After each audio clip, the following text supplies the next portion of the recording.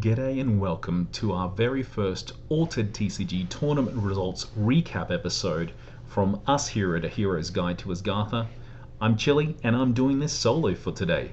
So what I'll be doing is going through some of the major tournaments that occur on BGA for Altered TCG, having a look at the results, the meta, the amount of players that are playing, and also looking at the winning decks. One thing I will do though is I'll take a deep dive only on those decks that go undefeated, purely in the interest of time.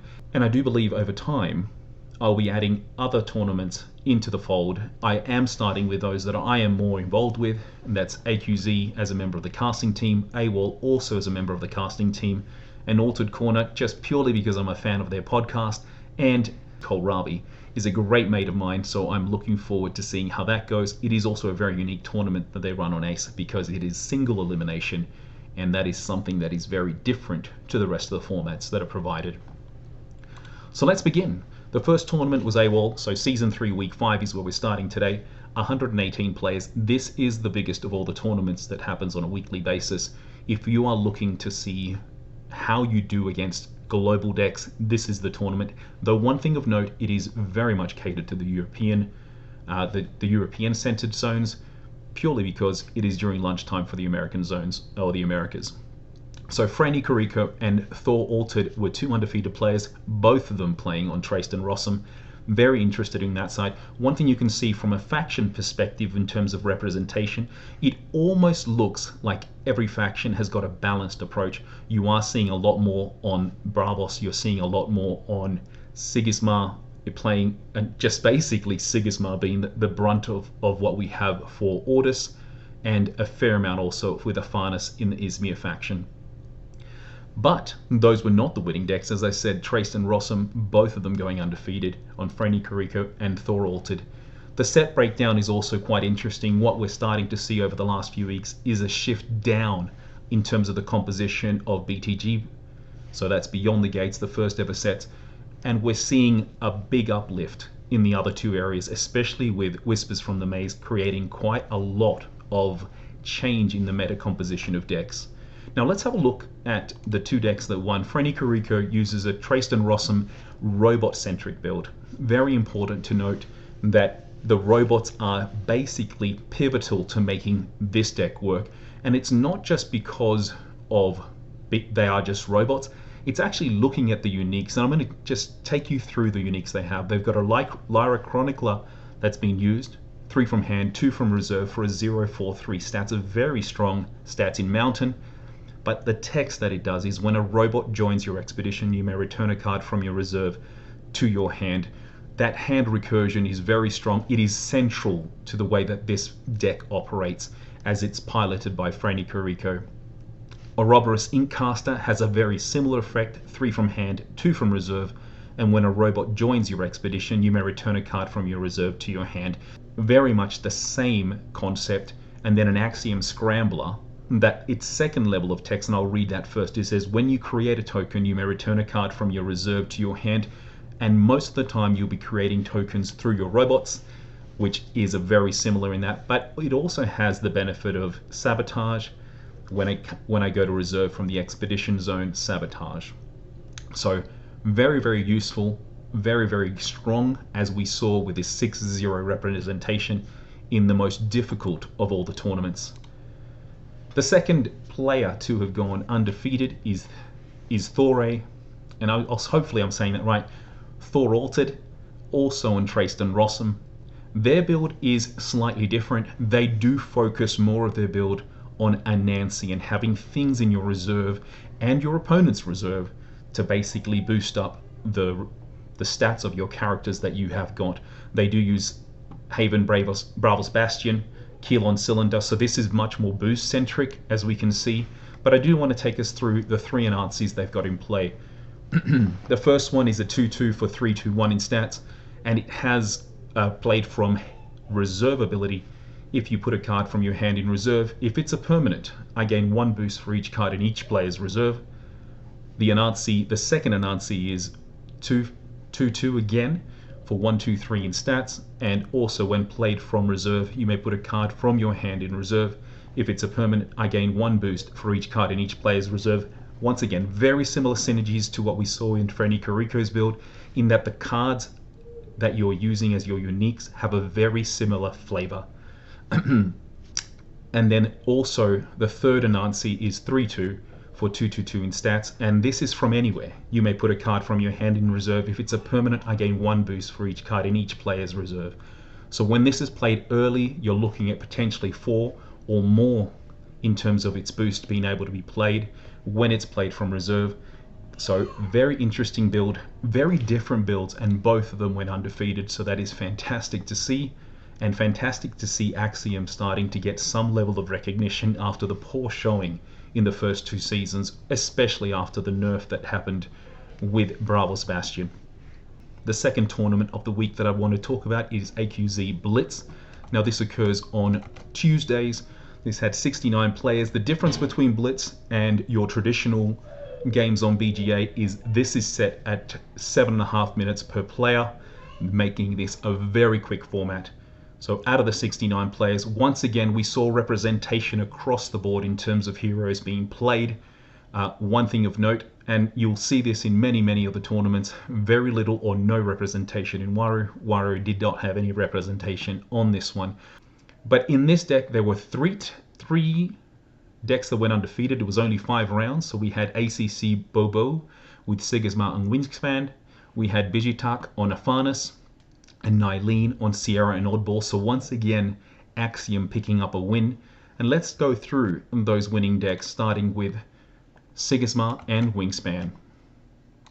So Bobo's build in Sigismar and Wingspan is actually very interesting, or very different to what I'm used to seeing, or the way that I build Sigismar and Wingspan. It is very sleep dependent, it is very interactive, and working against your opponent quite substantially. A lot of disruption, both in terms of being able to sabotage, exhaust, and in many cases sleep a number of characters. And that actually takes us to what they've built in terms of what they're bringing into their uniques. And we're seeing 3 Katagirian Alchemist be part of their deck build, and 2 of them give you the asleep functionality. So 2/1 for a 1/1/2 in stats. When played from hand, if you control the token, up to 1 target character gains a sleep. You may have it gain 2 boosts. Of course, you're going to be able to do this with Sigismar, as it builds that token, it gets that token from the beginning. The second one has the exact same stats, 2/1 in terms of cost for a 1/1/2. And if you control the token, up to 1 target character gains a sleep. You may have it gain 2 boosts. The only difference between the 2 cards is the quick ability. One of them gives you the next card you play this afternoon costs 1 less. The other one is up to 1 target character gains fleeting. The third category in Mage Dancer is slightly different. It is much more costly from hand. So 4/2 for a 2/2/2 in stats. You may sacrifice a character. If you do, you may discard target permanent. So looking at a way of adding further disruption into this deck. And also, if you may sacrifice a character, if you do, create an Orders Recruit soldier token in each of your expeditions, which is why it costs 4. So basically 4 to give you 4/4/4 of stats. Once again, you have to actually eliminate potentially your Orders Recruit, so it's only really giving you 3/3 in value. But you have the ability also of discarding another permanent. And if you don't have anything on board, you just use these recruits you create to basically sacrifice and be able to get rid of those pesky permanents. Very interesting build indeed, and they did go 5-0. This format is very difficult to play if you need time to think, so you have to be thinking ahead. Now let's look at Bijitak's deck. This is using Afanis and Senka. Now it looks like we're going back in time to when Afanis and Sigismar were kings of the hill. They're still up there, but they are not the only decks that are viable. And you can see in their build, Spindle Harvester very much functioning off that. And it is a huge array of spells. One thing of note here, because of the Spindle Harvesters, is you're able to use your characters and get them anchored. Very strong on that front. You always have to have your Katagiri and Mage Dancers, your Tooth Fairies and your Baba Yagas for the draw in that case, but it is spell heavy, and they are also using the Nylon Tree to be able to exhaust and bring out some Mana Moths as well. Now looking at their uniques, the first one is 1/1 for 0/1/0. It gains anchored when played from reserve, but when I leave the expedition zone, so it occurs twice in a game. If I have 1 or more boosts, you may return a card other than me from your reserve to your hand. It also has a quick ability that says you may return a spell from your reserve to your hand, though given its cost, this is something you probably always want to play out. The second Spindle Harvester is very similar, 1/0/1, so it's the complete opposite in that sense. From the first one, when played from reserve, I gain anchored, and when I go to reserve from the expedition zone. So this is different in that one, when it leaves the expedition zone. This is when it goes to reserve. If I have one or more boosts, you may return a spell from your reserve to your hand, and its quick ability is the next spell you play this afternoon costs 1 less. The third of the Spindle Harvesters that they've got is 2/1 for 1/1 in stats, and when played from hand it gets anchored. And this has the ability of, at dusk, if I have one or more boosts, you may return a card other than me from your reserve to your hand. So very much looking at hand recursion or spell recursion, and it is the strongest way that Arphanus plays. And as you saw from its deck, that it is already almost 2/3 spells in how it's actually composed. The final player that went undefeated used a Sierra and Oddball build. This is Nylene. So very, very interesting in that they have got Ogun uniques and a Machine in the Ice unique in what they're doing. This is a very much balanced approach in the way that I consider it balanced, is that you're using landmarks to be able to bring out your brass bugs, and they're only using 7. They're not using more. I'm used to seeing a lot more bug out bag. What I'm surprised though here is that there is no boom. Really not focused on that ability. They believe they can progress without having to do as much interaction or removing some of the pesky things that an opponent may have. But let's look at their uniques that they're using. So the first Ogun is 2/3 for 2/2/2. You may put a card from your hand in reserve. If you do, robots you control other than me gain 1 boost, and they will be getting lots and lots of robots. The third one, which is 3/1 for 2/2/1 in stats, when you create a token, if you control 2 or more landmarks, which in most cases you do because of the 7 landmarks they have available. Sorry, it's 7 permanent landmarks they have available.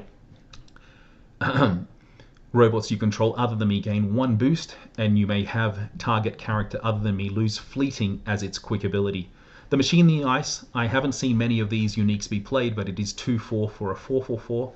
And when it's played from hand, unless you control 2 or more landmarks, send me to reserve. So in most cases, you're playing this out for 2 from hand, and you don't have to factor in or pay the privilege of using Machine in the Ice. You can stay out on the field very much double statted. I'll call it 200% loading in terms of its value when you have those permanents out.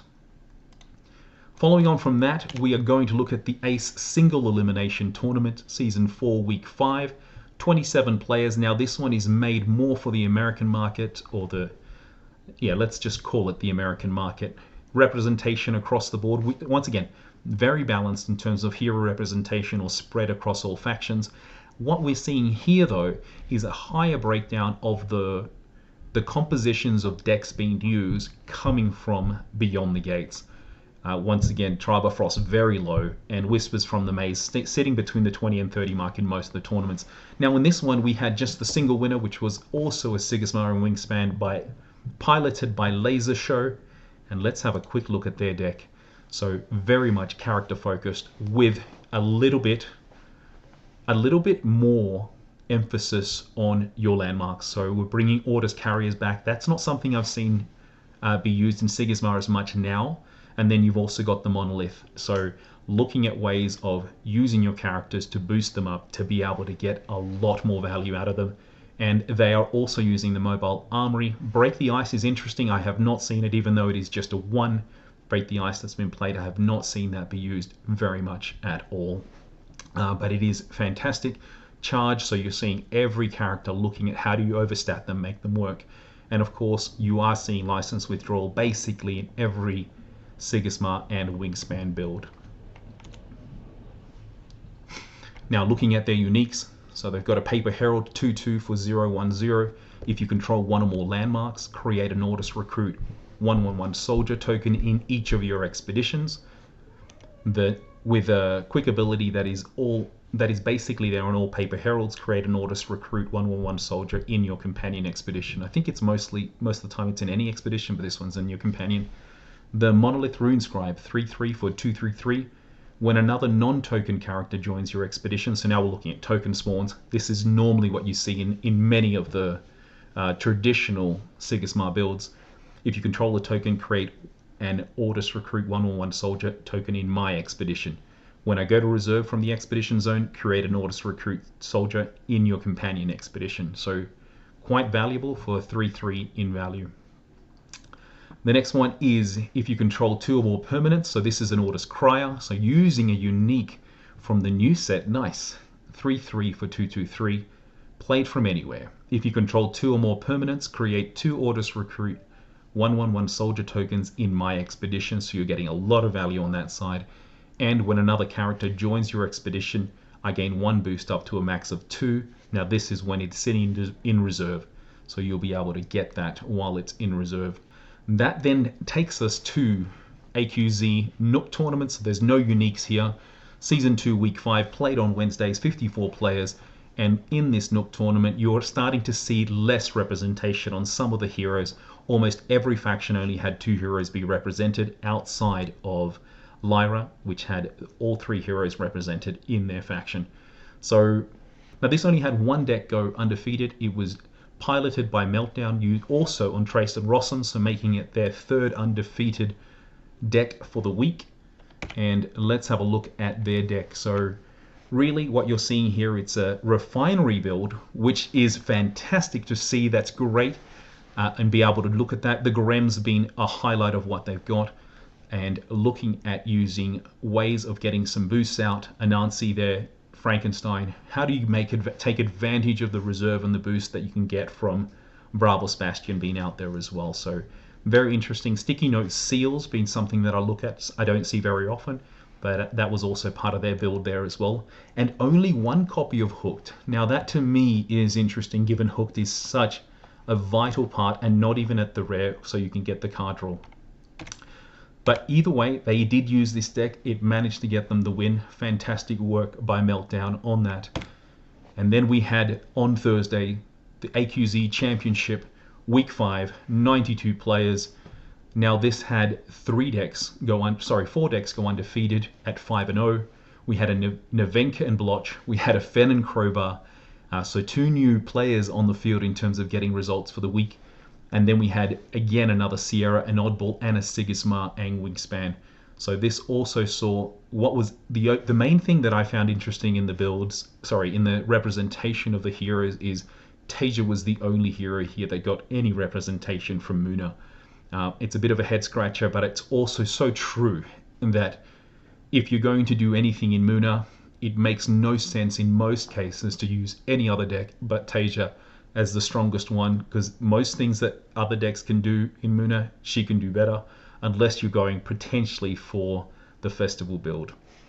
And in this one, we also saw a huge, much higher representation of all the decks being used coming from beyond the gates. And this is the first time we're really seeing Tribo Frost and Whispers from the Maze have almost a balanced approach in terms of deck compositions. Alright, so the first of the 4 undefeated builds in this tournament is Goupil 7. So they are very much really going into the Nevenka and Blotch style of rolling a die and seeing how you go, especially with the use of Daedalus. I think that is one of my favorite cards to have come out. And one thing, and also Martingale, of course, part of its traditional. It doesn't have much spells, which is interesting to see. Only 3 spells out of their whole deck. The remainder is fully built out with cards, and also taking advantage of using Loki at the rare here as well in Lyra.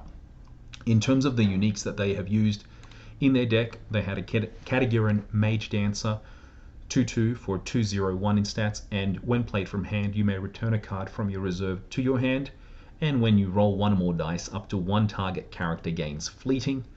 Now this is a very different way that they've used the uniques. In most cases, a lot of people try to use similar approaches or similar effects or the same characters. We're seeing very different build here from Goupil 7. The Ouroboros Trickster being a 2/2/0/2/2 and played from anywhere. Roll a die on a 4+, draw a card, otherwise resupply. And you can use a quick ability to you may return a card from your reserve to your hand. The Lyra Cloth Dancer that we have at the end there is 3/2 for 2/2/0 in stats. When played from hand, target character other than me gains fleeting, anchored, or asleep. Very, very good in a festival build, which this is not. And at dusk, each character controlled by target player gains fleeting. Very, very strong on the back end on that front. There, that takes us then to our second build, which is by Nitrate. Nitracti, or I'm hoping I'm saying it right. I will stick with Nitrate here. Using Fen and Crowbar. For me, this is a deck that I believe should be stronger in terms of its representation of wins. It is just a very hard deck to master, and what we're seeing here in their build is a lot of interaction with the spells, a lot of recursion of those spells, and finding ways of bringing that out, especially with the Nyala Gifted Conjurer there as well, and looking to advance through card advantage. So their first of the uniques they've got is a Martingale 2/2/1/2/1. You may return a card from your reserve to your hand. So once again, talking about that recursion. The same thing with the Kodama 2/1 for 2/2/2. Played from anywhere, you may return a spell from your reserve to your hand. And then the Tinkerbell, very, very strong. Sorry, the Kodama also has, when played from reserve, it gains a sleep. And the Tinkerbell, very, very strong here, a double sabotage for 3/3 with 3/2/3 in stats. And when played from hand, you may return a card from your, you may discard a card from your reserve, and if you do, you may return a spell from your reserve to your hand. So recursion is the theme here. When they already have a strong card advantage, this is a very strong build that they've built out. So well done. That takes us to the Sigismar and Wingspan, so probably one of the strongest players, one of the most well-known players here in Claudius FR, bringing out his Sigismar and Wingspan build, which is known throughout all of Altered. Really, really strong, really, really powerful in all its effects, and it really is centered around, I'm going to just talk about the uniques, and I'll talk about the Kokoba to begin with. When you see this Kokoba come out, it is almost game over. So 4/4 for 1/2/2 in stats, but if you control 4 or more characters you control gain 1 boost. But it also has played from anywhere, create 2 orders, recruit 1/1/1 soldiers in my expedition. It is well worth the 4 mana investment, because you are getting basically 2 additional orders recruits at 2/2/2, plus this also grows. It is amazing in when you're using it in Sigismar. Ozma is the other unique, which is 3/3 for 1/2/1. If you control 4 or more characters, draw a card, and that's from anywhere. And if you have less than 8 mana, create 2 orders, recruit 1/1/1 soldiers tokens in my expedition. So very similar to the Kokoba. The Ozma, though, is going to give you card draw, and you will always control 4 or more characters, purely because of the 2 that you get. As long as this is played before you have the 8 mana, you're going to get the card draw and get your tokens out. The third one is an Orders Cadets 2/2/1/1/0 for 1/1/0. If you control the token, draw a card. When another non-token character joins your expedition, if you control the token, create an Orders Recruit 1/1/1 soldier token in your companion expedition. So that's more your traditional spam build, but this has card draw, which we're seeing is so much more important now that you don't have Baba Yaga to be able to leverage as easy. The next deck, and the final deck that we have in this tournament that went undefeated, was piloted by Corn7, and it is a Sierra and Oddball, very much balanced attack, using Brassbug Hive, using the Nylum, so you're really wanting those landmarks to come out and trying to make sure you get to that end state. Armored Jammer, I love seeing this, basically to be played so that you can sabotage, knowing that you've got other landmarks in your zone, and then sabotage again. Beautiful, beautiful way. And here is seeing more what I'm used to, with 3 rare hooked and the Grem's being played. But let's have a look at the uniques that they had and what they used to go undefeated. So their first one was a 3/1 Capellia. When played from hand, create a Brassbug token in a target expedition. So 3/1 for 2/1/0 in stats. And when it goes from reserve from your hand, so when I go to reserve from your hand, you may play me for free and I gain a sleep. So this gives you the benefit of using it either from hand or putting it into your reserve using Sierra, with Sierra's abilities. Sorry, Sierra doesn't even have that ability. Using other cards that may get you to do something to put a card from your hand into your reserve. Either way, getting that Brassbug token is not something bad at all. The second one is a Frog Prince for 3/1 2/1/2 in stats. When another robot joins your expedition, if you control a token, robots you control other than me gain 1 boost. And the last one is a 3/2 Bravos Vanguard for 2/1/1. When played from hand, you may discard target permanent. When played from reserve, you may have target character other than me lose fleeting and gain 1 boost. So looking for recursion of some of the cards that they had. More than likely, I would assume they'd be trying to get Foundry Armorers so that you can get that cheap second robot out, or the robots that come out through that, or potentially even the Grams if you're playing against someone that has a lot of permanents in play. Awesome. That then takes us to the last tournament that we had. This was AWOL. Also on Thursdays, this is the AWOL targeted towards the US or the American markets, the Americas market. And the main thing to note here is that no deck went undefeated out of the 47 players that went out there. And what that means for us today is we don't get the chance to take a breakdown of a deck. I will only be showing the breakdowns of the undefeated decks, more for the interest of time, but also to see those. Otherwise, I'd be looking at 6 decks that went 5-1.